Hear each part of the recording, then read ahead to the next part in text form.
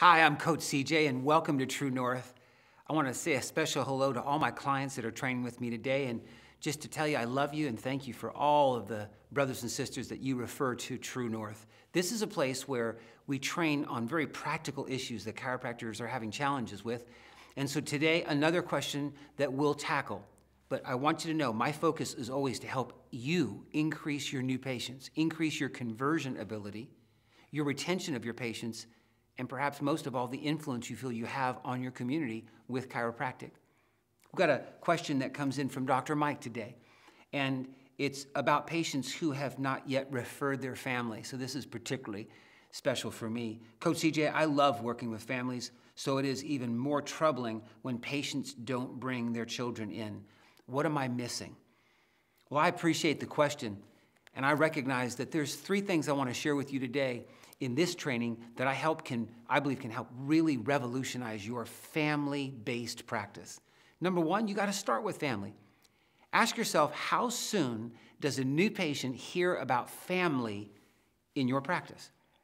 I'm going to tell you right now that if it's not in the first 60 seconds, if your answer was anything longer than 60 seconds, you don't have a family-based practice. Not yet.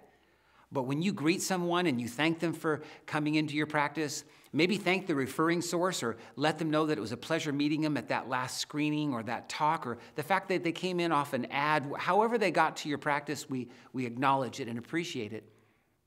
We also let them know that we've looked over their entrance form and that they have several body signals, namely back pain, numbness, headaches that we believe warrant serious attention. And in a moment, we're going to ask you more questions about that. But first of all, Cindy, I want you to know that here, what we do, our purpose is to educate, check, and adjust as many families as possible towards optimal health using natural chiropractic care. See, the point is, that's got to be part of your vernaculum. That's got to be, I can't imagine not starting a patient that way. At the phone call, when your CA was actually getting this person scheduled in the first place, and we find out that this person's name and so forth, well, you do realize there's two very important questions, again, within about 45 seconds that your front desk CA is asking.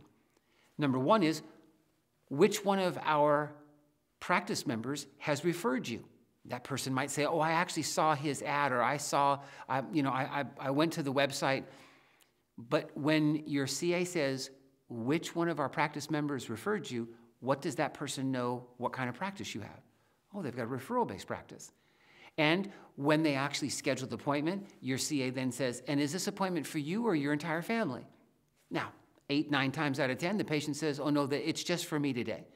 But what did you just have them presuppose? What kind of practice do you have? Oh, they must have a family practice. They come in, they get a beautiful welcome from you, and within 60 seconds, you say yes. And our purpose is, of course, to educate, check, and adjust as many families as possible. Oh, my goodness sakes. It's very clear that you have a passion and compassion for families. Are you starting with family?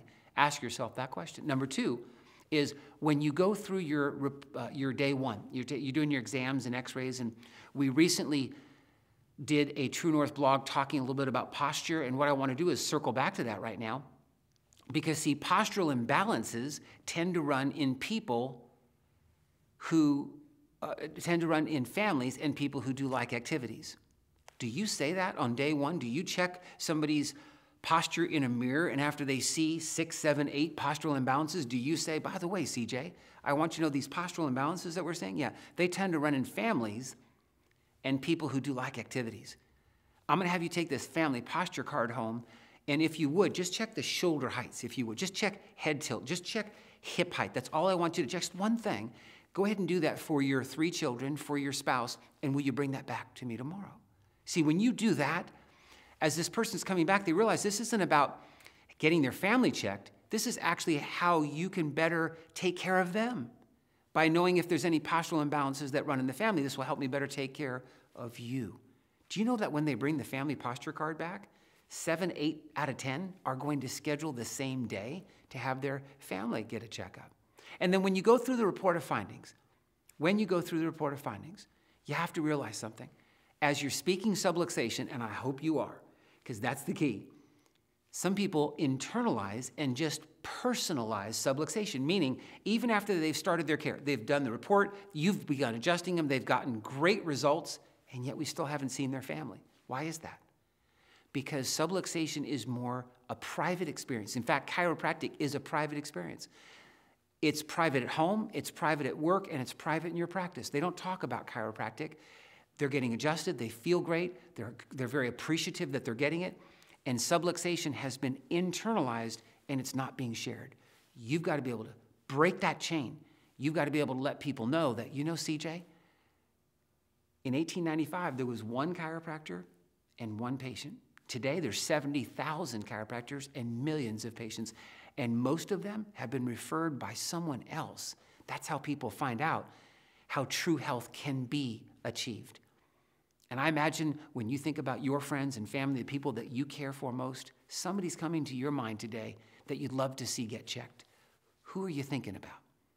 You see, you've got to be able to create the referral process that's even bigger than your practice. And it's not about you getting a new patient.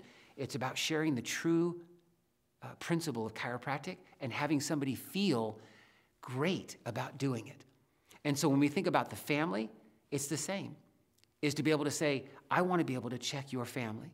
And so listen to this, and we'll finish here. CJ, I want you to know that most adult problems start in childhood, which is why you see it's a really big reason why we're so passionate about taking care of and checking children in our family. And CJ, I just want you to know that it's done at my expense. There's no charge to you.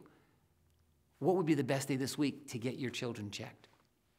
When you start communicating in this way, people engage. They want to be part of it, and they want to let their children, their family, particularly their family, discover it. Find out if, what are we going to find out about this? How might this help my child who has asthma, my spouse who has migraine headaches? Let's get a checkup. Never, ever stop that questioning about family. You need to fight for those children. Recognize you might be the only chiropractor who ever speaks to that family about getting those children checked. Feel that inside of you, and you'll have an incredible result in families coming into your practice. I look forward to training with you next time. Let's put a lot more families in your practice this week. Amen? Practice with passion and have a great day. God bless.